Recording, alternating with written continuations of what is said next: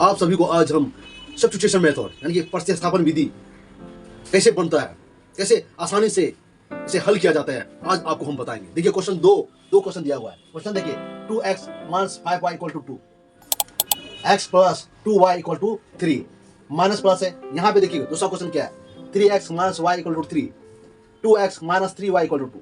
ये देखिए यहाँ माइनस माइनस है, यहाँ माइनस प्लस है। तो चलिए इस क्वेश्चन को कैसे हल किया जाता है सब्स्टिट्यूशन मेथड से, यानी कि प्रतिस्थापन विधि से, आपको आज हम बताएंगे बारीकी बारीकी से। तो चलिए पहला क्वेश्चन हम बनाते हैं। तो चलिए आज आप सभी को हम पहला क्वेश्चन आपको बताएंगे कि सब्स्टिट्यूशन मेथड कैसे बनाया जाता है। तो चलिए देखिए यहाँ पे क्या होता है, सब्स्टिट्यूशन मेथड मतलब क्या होता है कि मान रख कर, जी हाँ, हमको x और y का वैल्यू निकालना है।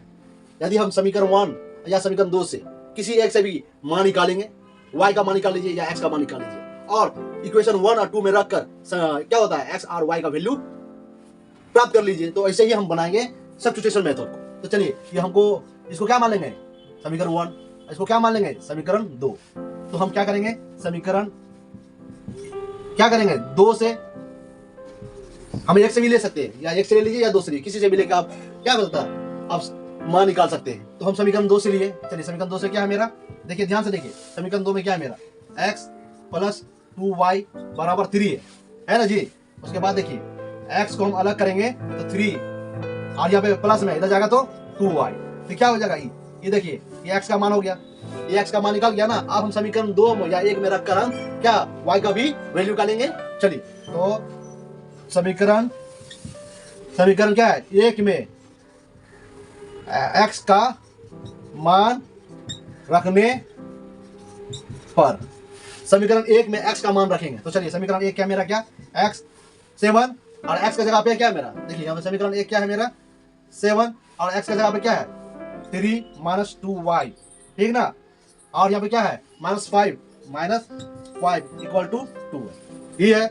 अब देखिए यहाँ पे ध्यान से देखिए, आप यहाँ पे आपको बताएंगे, इसको गुना कर लीजिए।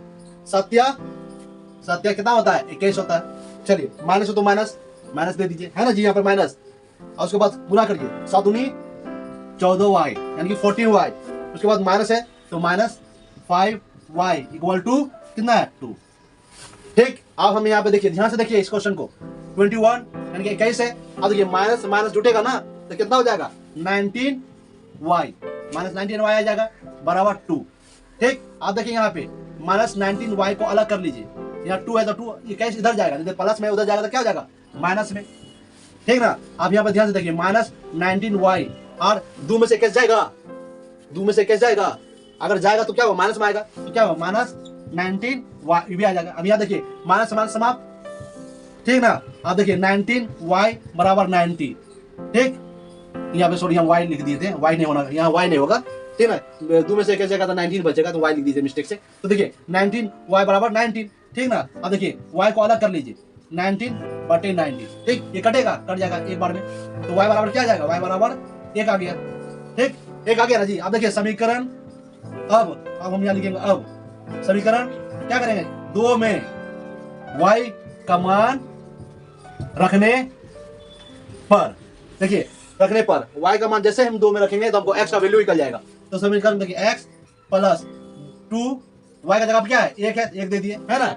2 है तो 2, y का जगह 1 है तो 1 दे दिए, और देखिए यहाँ 3 है तो 3। तो आप देखिए यहाँ पे x गुना करेंगे 2 से तो क्या हो जाएगा 2 आ जाएगा बराबर 3, ठीक ना।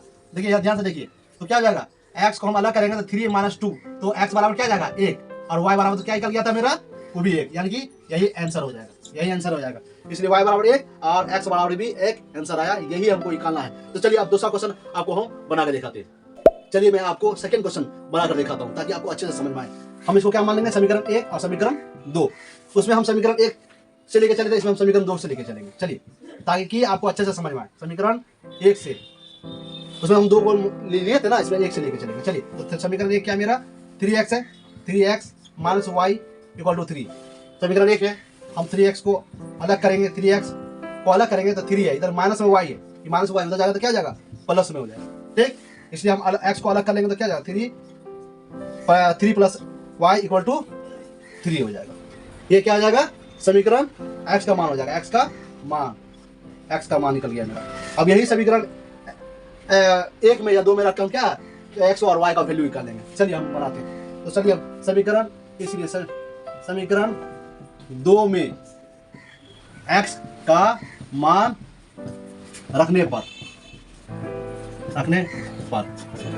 समीकरण 2 में x का मान रखने पर, समीकरण 2 क्या है मेरा, देखिए 2x minus 3y equal to 2 है। तो आप देखिए 2x का जगह पे क्या है, x का जगह हम क्या मान, देखिए ये हम माने x का जगह पे, ठीक है ना, ध्यान से देखिए क्वेश्चन को, x का जगह पे क्या माना 3 प्लस y इक्वल टू बटे 3 है। तो देखिए 3 प्लस y बटे 3 माइनस 3y इक्वल टू 2 है। ठीक, आप देखिए यहाँ पे क्या करेंगे, इसको गुना कर दीजिए, 6 3 दूनी 6 2y, ठीक ना, और यहाँ पे गुना कर दीजिए इससे माइनस 9y इक्वल टू, इससे भी उसको गुना कर दीजिए, इससे गुना करिए, इसको इससे गुना करें, ठीक है, क्या हो गया 6 हो गया, 6 हो गया ना। आप ध्यान से देखिए, यहाँ पे ध्यान से देखिए 6 और इधर 2y माइनस 9y है, अगर 2y इधर माइनस 9y है, ये क्या होगा प्लस, इधर माइनस है तो 2y में 9y जाएगा तो क्या जाएगा माइनस 7y बचेगा इक्वल टू 6। आप देखिए माइनस 7y को अलग कर लेंगे तो 6 इधर प्लस, इधर है, इधर प्लस में इधर जाएगा तो माइनस में जाएगा, तो इसलिए यहाँ ध्यान से देखिए माइनस 7y 6 में से 6 जाएगा तो क्या कितना बचेगा 0 बचेगा, 6 में से 6 जाएगा कितना बचेगा जी 0 बचेगा। अब देखिए y बराबर क्या होगा 0 बट्टे माइनस 7, तो कटाएंगे तो क्या जाएगा, कटाएंगे तो क्या जाएगा 0 आ जाएगा, आ जाएगा ना, तो इसलिए y बराबर क्या हो जाएगा 0। यही y का मान हम क्या करेंगे, y का मान हम 1 या 2 में रखकर समीकरण इक्वेशन का x का मान भी निकाल लेंगे, x का मान भी हम निकाल लेंगे। तो चलिए नाउ यानी कि अब हम क्या करेंगे, समीकरण 1 में y का मान रखने पर, देखिए समीकरण 1 में हम y का मान रखेंगे तो हमको x का भी वैल्यू निकल जाएगा। चलिए क्या है मेरा 3x माइनस y का जगह क्या है 0 है, उसके बाद क्या है देखिए इक्वल टू 3 है, ठीक है जी। आप ध्यान से देखिए 3x बराबर 3, 0 का कोई वैल्यू नहीं है, उसके बाद देखिए x बटे उधर बटे में आ जाएगा, 3 नीचे जाएगा तो बटे में आ जाएगा, गुना में था तो कटेगा तो 1 बचेगा, इसलिए क्या हो गया x बराबर 1 और y बराबर क्या गया 0, यही आंसर हो गया। तो आपको 2 इक्वेशन बना के दिखाए हैं सब्स्टिट्यूशन मेथड यानी प्रश्न विधि। अगर मेरा वीडियो आपको अच्छा लगा हो तो प्लीज मेरे चैनल को सब्सक्राइब कर दे, लाइक करें, कमेंट करें।